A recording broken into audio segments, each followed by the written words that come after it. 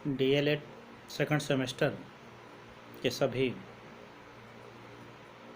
प्रशिक्षु ध्यान देंगे कि मैं आपके फर्स्ट पेपर वर्तमान भारतीय समाज और प्रारंभिक शिक्षा में यूनिट सेकंड प्रारंभिक शिक्षा की पृष्ठभूमि मैं आपको हम बौद्ध काल पढ़ा रहा था। उस बौद्ध काल में मैंने आपको पबज्जा संस्कार की चर्चा कल मैंने आपसे की थी, जिसमें जो भिक्षु था यानी अपने पबज्जा संस्कार में, यानी पबज्जा का अर्थ बाहर जाना, अर्थात इस संस्कार से संस्कारित होने के लिए वह जो बालक है अपना परिवार छोड़ करके और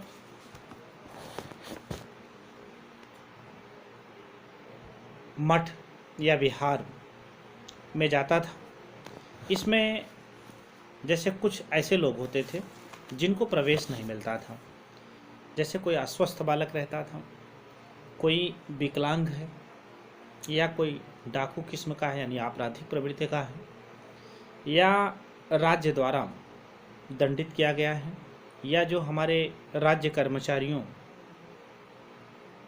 के आदेशों की अवमानना करने वाले, और प्रवेश के समय जो इनको मतलब एक विधि विधान था, कल भी मैंने आपसे बताया था कि सर्वप्रथम बच्चे का सिर मुड़वाया जाता है, फिर उसके जो घर पर जो वस्त्र पहनता उसको उतार करके उसे पीले वस्त्र पहनाए जाते हैं और हाथ में एक दंड दिए जाते हैं, और मठ और यानी जो मठ या बिहार में जब हो जाता है तो वहाँ का जो सर्वश्रेष्ठ भिक्षु है उसी के सामने उपस्थित होकर के वह अपने मस्तक से भिक्षु के चरण स्पर्श करता है। उसके फिर सम्मुख यानी जैसे लेट करके अपना मत्था उनके पैर में, फिर लेट करके फिर उनके सम्मुख बैठता है। जमीन पर ही भिक्षु उसे जो आचार्य है 3 शब्दों का उच्चारण कराते हैं, बुद्धम शरणम गच्छाम, धम्मम शरणम गच्छाम और संघम शरणम गच्छाम। इसको शरण त्रय भी कहा जाता है।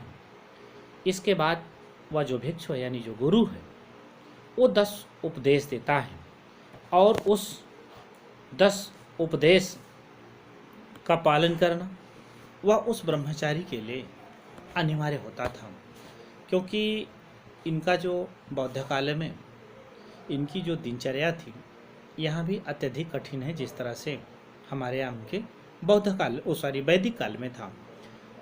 छात्र भिक्षाटन करते थे, कड़े अनुशासन में रहते थे। इसमें भी ये प्रातः उठ करके गुरु के जैसे दातून है, स्नान है, या नित्य कर्मों की करने की जो व्यवस्था करने के पश्चात जो छात्रगण हैं वो भोजन करते थे। गुरु छात्रों को शिक्षा प्राप्ति के लिए यानी उनका प्रेरित करता था, और उस पूरे मठ या विहार में एक प्रकार का प्रेरणादायक वातावरण तैयार करता था, जिससे संबंधित छात्र अधिक से अधिक ज्ञान प्राप्त कर सकें। छात्रगणों में जिज्ञासावश प्रश्न करते थे तथा गुरु उनका उत्तर उपदेश के रूप में देते थे। तो सामने यानी जो भिक्षु है यानी जो विद्यार्थी भिक्षु के रूप में है तो उसको 10 आदेशों का पालन उपबज्जा संस्कार के समय ही उन्हें बताया जाता था, और उन 10 आदेशों का पालन करना वह अनिवार्य था। इसे 10 शिक्षा पदान भी कहते हैं, यानी प्रत्येक विद्यार्थी को इन 10 आदेशों का अनुपालन करना अनिवार्य होता था। तो हम आपको एक एक करके एक एक उपदेश बता रहे हैं। पहला है अहिंसा का पालन करना, क्योंकि हिंसा 3 तरह से होती है, मनसा, वाचा, कर्मणा। यानी इन तीनों तरह से आपसे किसी भी तरह की हिंसात्मक प्रवृत्ति नहीं होनी चाहिए, यानी मन से, वचन से और कर्म से आपको अहिंसा का पालन करना है।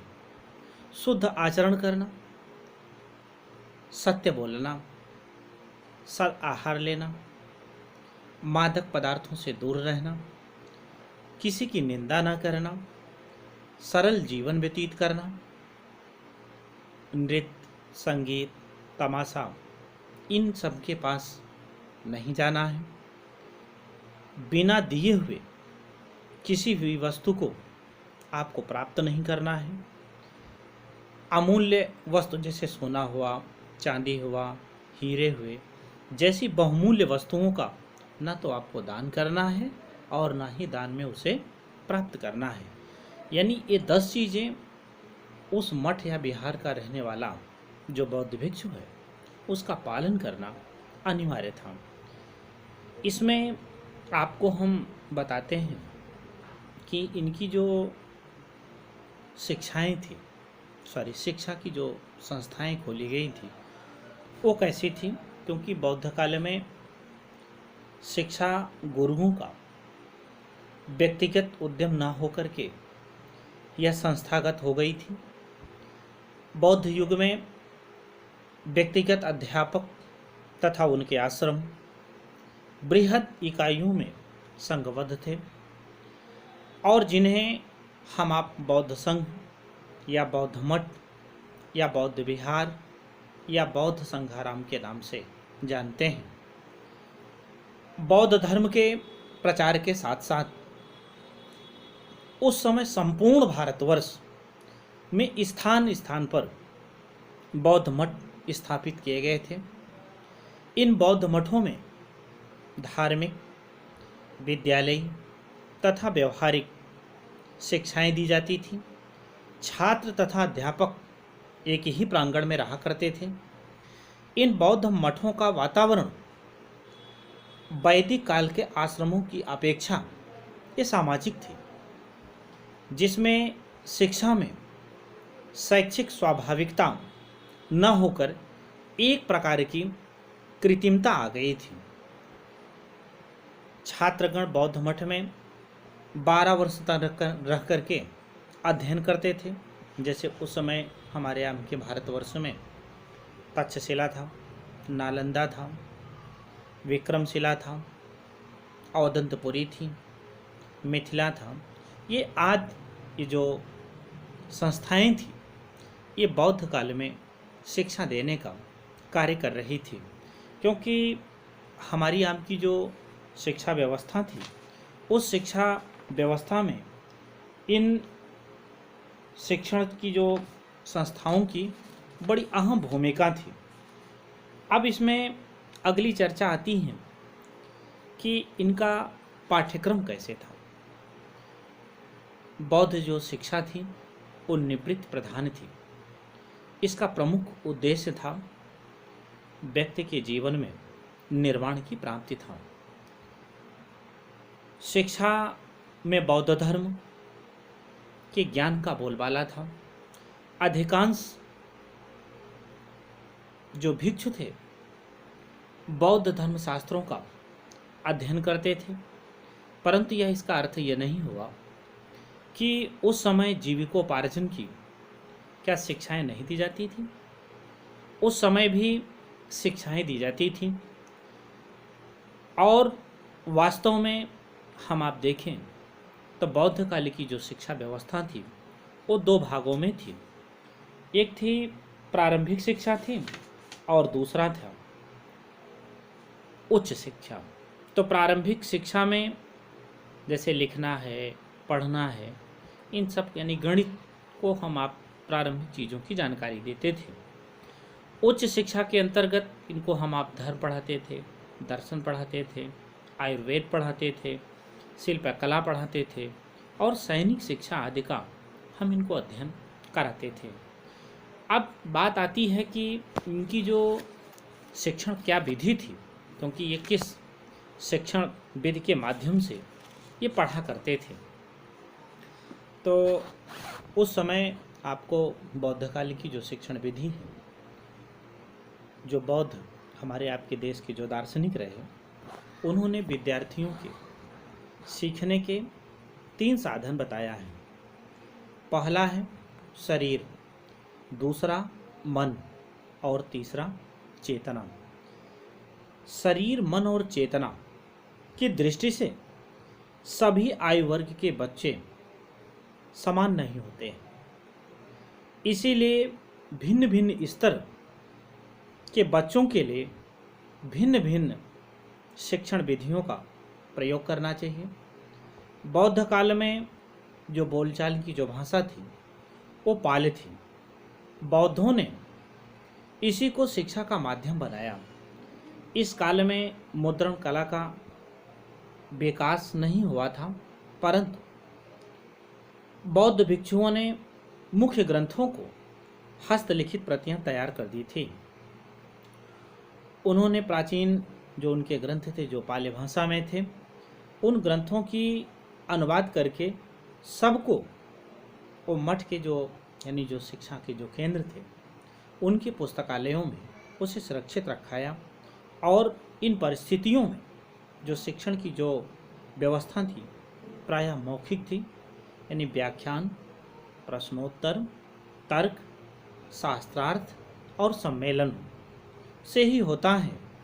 प्रायोगिक जो इनके विषय होते थे उनके शिक्षण के लिए ये जैसे प्रदर्शन विधि हुई, अनुकरण विधि हुई, अभ्यास विधि का प्रयोग कराते थे। उच्च कक्षा के छात्रों को स्वाध्याय के भी अवसर दिए जाते थे और इन सब विधियों को जो मतलब बच्चों को पढ़ाने का प्रयोग किया जाता था, लगभग कुल 9 विधियां हैं। जैसे अनुकरण विधि है, प्रश्नोत्तर विधि है, व्याख्यान विधि है, वाद विवाद या तर्क विधि है, सम्मेलन या शास्त्रार्थ विधि हम आप कह सकते हैं, प्रदर्शन या अभ्यास विधि है, स्वाध्याय विधि है और देशाटन विधि है। इन विधियों के माध्यम से उन छात्रों को पढ़ाने का कार्य किया जाता था। अब इसमें हम आपको एक एक करके विधियों को बताते हैं, यानी अनुकरण विधि क्या है, क्योंकि अनुकरण विधि सीखने और सिखाने की एक स्वाभाविक विधि है। बौद्ध काल में इस विधि का प्रयोग मुख्य रूप से प्राथमिक स्तर के जो हमारे बच्चे होते थे उन पर किया जाता था। भाषा की शिक्षा की शुरुआत इसी विधि से की जाती थी। शिक्षक अक्षरों का उच्चारण करते थे तो छात्र अनुकरण करके उसी को बोलते भी थे और लिखते भी थे। यानी छात्र क्या किया, अनुकरण करके, यानी क्रिया प्रधान विषयों को शिक्षण में इसी विधि का प्रयोग करके वह बच्चे को सिखाया जाता था।